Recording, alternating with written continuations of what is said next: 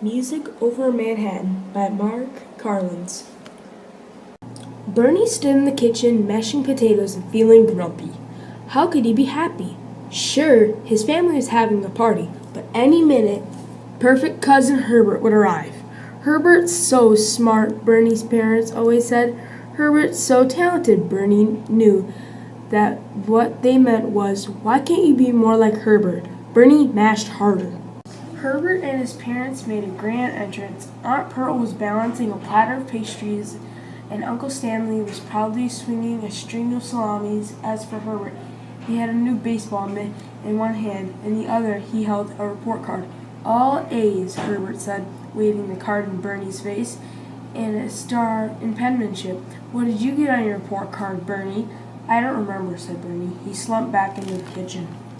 When he poked his head out, things had gotten worse. Cousin Herbert, surrounded by smiling relatives, was juggling a handful of rolls. Uncle Louis whispered into Bernie's ear, "It's not much fun being Herbert's cousin, is it?"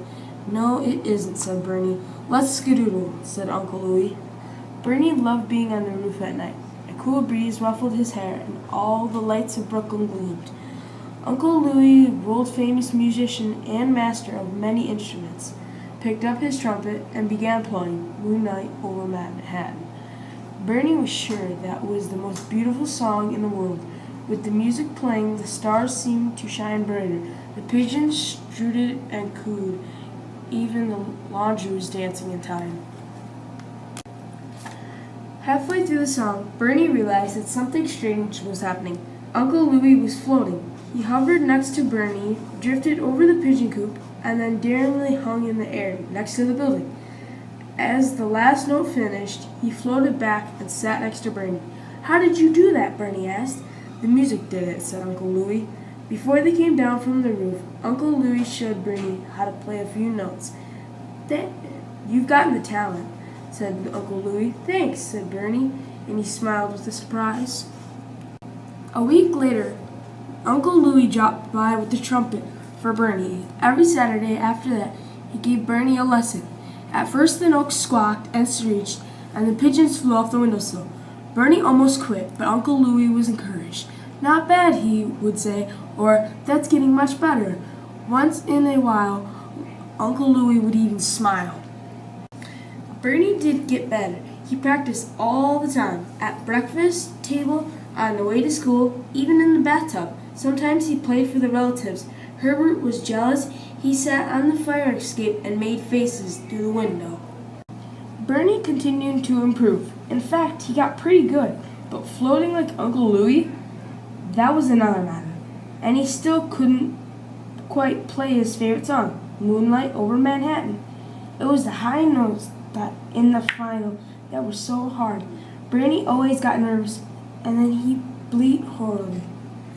One morning, after Bernie had been practicing for almost a year, Uncle Lee called. "My band is playing at Cousin Hannah's wedding this afternoon, and my trumpet player is sick.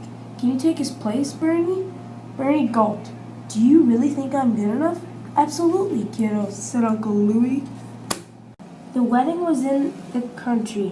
On a long table were platters of food, an ice sculpture, a huge vase of flowers on the stage. Bernie played with Uncle Louie's band despite some jitters. He seemed to be doing okay. The grass was filled with dancers, and off to the side, Bernie's parents beamed at their son. Only Cousin Herbert seemed unhappy. He slumped in his chair and glared at Bernie. Bernie was getting all the attention. The next time Bernie glanced up from his playing, Herbert was tap dancing on the food table. The relatives were staring, but they did not seem pleased. Suddenly, Herbert slipped in on a puddle from the ice sculpture and went sliding down the table. Oranges, bananas, and pastries tumbled in all directions. The relatives stood in silence. The bride and the groom began to cry. Bernie felt awful, and then Uncle Louis whispered in his ear, "Let's play them the most beautiful song in the world." "Moonlight Over Manhattan," Bernie stammered. "Moonlight Over Manhattan," said Uncle Louis. After the first few notes, the relatives looked up, and then, two by two, they began again to dance. It truly was the most beautiful song in the world, and the relatives weren't the only ones who noticed. In their vases, The flowers swayed happily on the lawn where they had been spilled. The oranges and bananas grew brighter like so many small suns and moons. Bernie played on.